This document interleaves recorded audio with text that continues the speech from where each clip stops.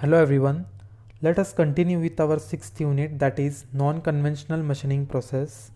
In previous session we have studied on ultrasonic machining and abrasive jet machining. In this session we will discuss about additive manufacturing and fuse deposition modeling.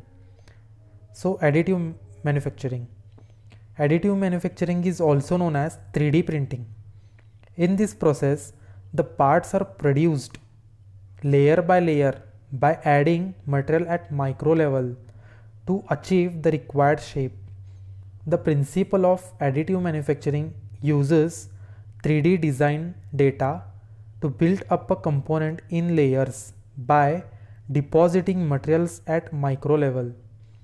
The material used for building component may be plastic, concrete or metal. Additive manufacturing provides fast, flexible and cost-efficient production of parts from 3D CAD data. All the additive manufacturing technologies uses computer 3D modeling software, machine equipment and layering materials. Once CAD drawing is produced, additive manufacturing equipment reads the data from CAD and layers of materials forms the required shape. Additive manufacturing may include 3D printing, rapid prototyping, direct digital manufacturing, that is DDM, and layered manufacturing. So this was brief explanation on additive manufacturing. Now we will discuss on fuse deposition modeling. Here we can see a simple sketch of fuse deposition modeling, which consists of material spool.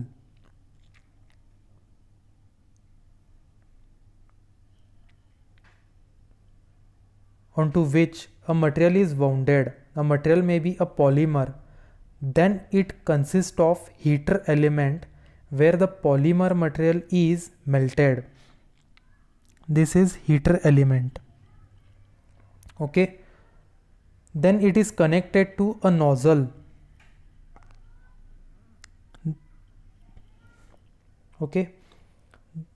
Nozzle, it takes out the melted material of desired cross-sectional area and traces the required pattern. In this, material support is used to hold the part firmly. Here we can see a material support which holds the part firmly. Okay. The built-up flat platform is used to move the table up and down. This is built-up flat platform which is used to move the table up and down. Okay. As the spool rotates, it passes through a heater and is melted, and it melts the material at the required temperature. Then the material further flows through nozzle. Okay. The nozzle can be moved forward or backward direction and required trace is formed. Hence, part is produced as per the given sketch by adding layer of materials repeatedly. So this was a brief explanation on fuse deposition modeling. Let us see the application of fuse deposition modeling. Here are the applications.